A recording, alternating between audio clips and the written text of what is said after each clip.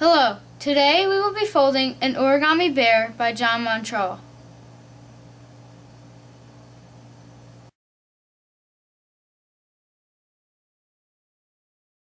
Now what we're going to do is basically, along this crease here that we just created, I'm basically going to just make that a mountain fold.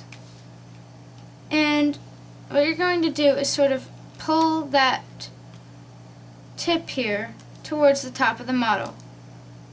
And what you're going to do as well at the same time is you're going to align this edge here with the center crease.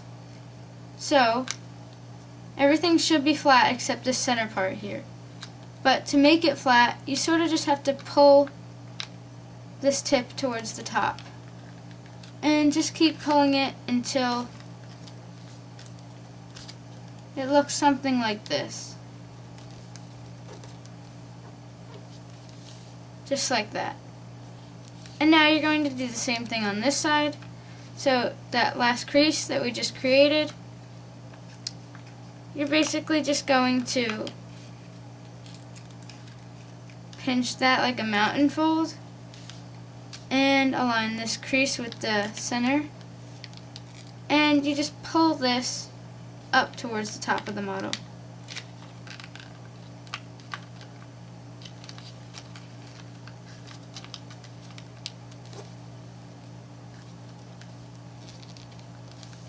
And it should look something like this.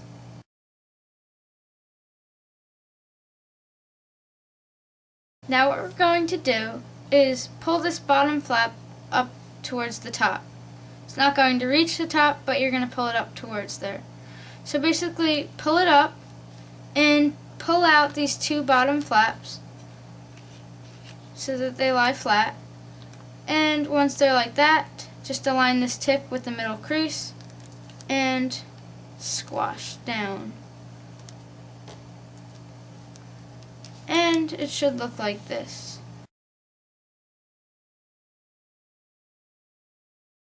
Now we're going to create a crease where these two different flaps sort of intersect here. So we're going to make this vertical crease running up and down here.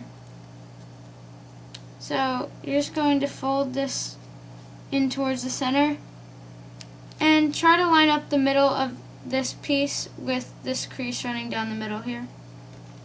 And crease and unfold. And you should have a little crease there. So you just do the same thing on this side, right where those two creases intersect. Basically, just fold in towards the center. And unfold.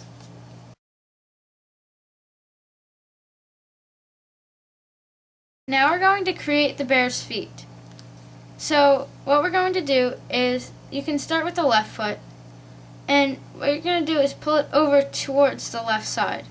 You're not going to crease it along this crease here. You're going to go past that. Probably where it stops. If you get to this point here, it will stop. So just align this edge here with this crease here. Just like that. And as you can see, that point will extend past this edge.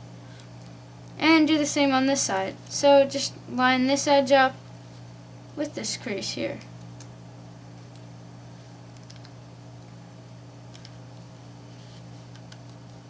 Okay, and it should look like that. Now you can flip the model over.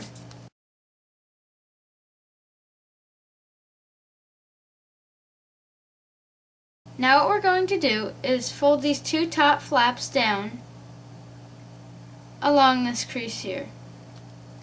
So fold the left one down and then fold the right one down. So it should look like a square again.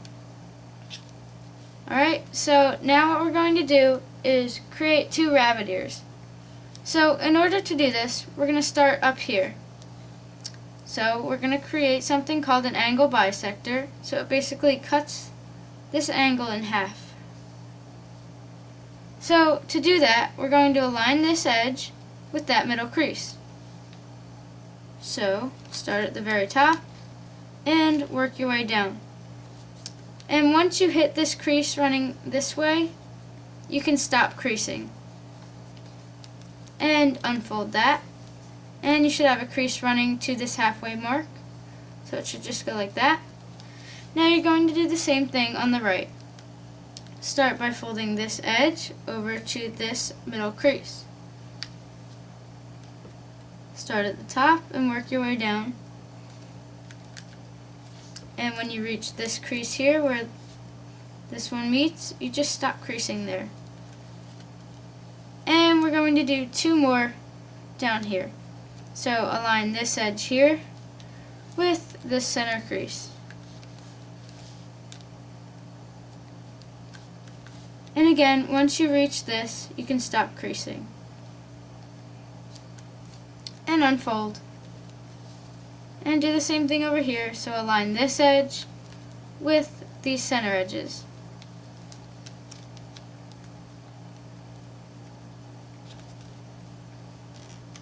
And stop when you hit there. And unfold.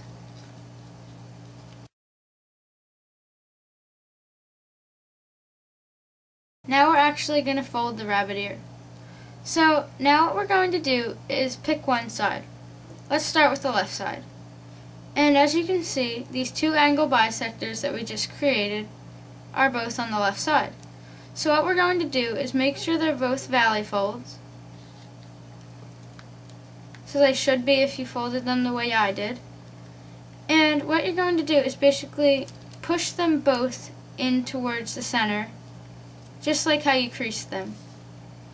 And you should notice that there's this point in the middle. And what you're going to do is basically squeeze that together, and then you can just push that point down.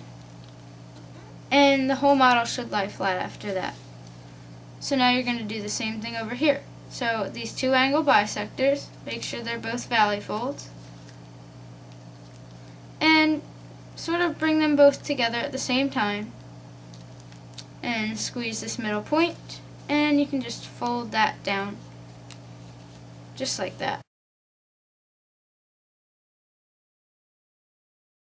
Now you should have this.